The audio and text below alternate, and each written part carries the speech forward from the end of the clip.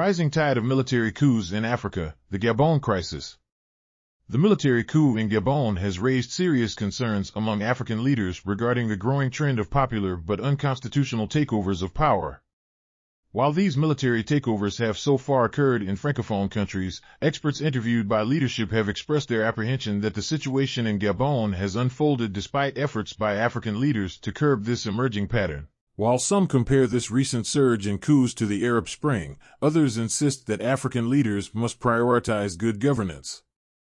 Over the past 3 years, the military has seized power in several African countries, including Niger, Burkina Faso, Sudan, Guinea, and Mali.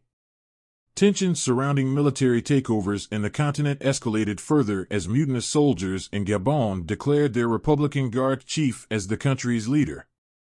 They placed the just re-elected President Ali Bongo Ondimba under house arrest, accusing him of betrayal and massive embezzlement during his extended rule over the oil-rich Central African nation. The coup leaders announced on Gabon state TV that General Brice Clotaire Oligui Nguema had been unanimously chosen as the president of a transitional committee to lead the country. Oligui is a cousin of Bongo, who had just been declared the winner of the country's latest presidential election after 55 years of his and his late father's rule. In a video from his residence, Bongo called on people to make noise in his support. However, the crowds in the capital celebrated the coup against a dynasty accused of amassing wealth from the country's resources while many of its citizens struggled. "Thank you, Army.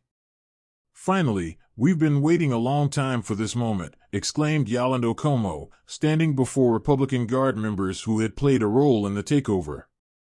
The coup leaders imposed a curfew from 6 p.m. to 6 a.m. local time but allowed people to move about freely during the day on Thursday. The president of the transition insists on the need to maintain calm and serenity in our beautiful country. "At the dawn of a new era, we will guarantee the peace, stability, and dignity of our beloved Gabon," said Lieutenant Colonel Ulrich Manfumbi on state TV. Ali Bongo Ondimba, aged 64, has been in power since 2009 following the death of his father, who ruled for 41 years. His rule has been met with widespread discontent. Another group of mutinous soldiers attempted a coup in 2019 but was swiftly subdued. Gabon, a former French colony, is an OPEC member, but its oil wealth is concentrated among a select few. In 2020, nearly 40% of Gabonese aged 15 to 24 were unemployed, according to the World Bank.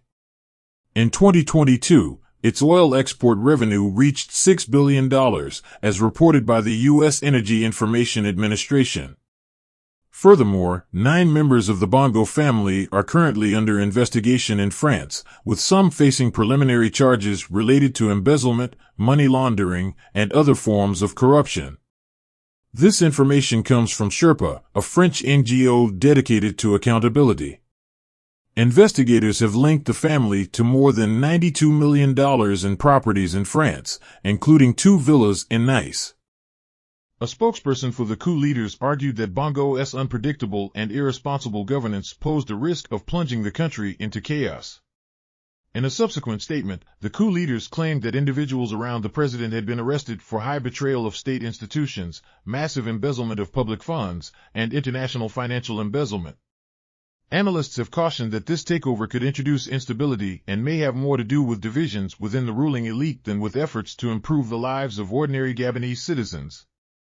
Remember to like, share, and subscribe for more breaking news.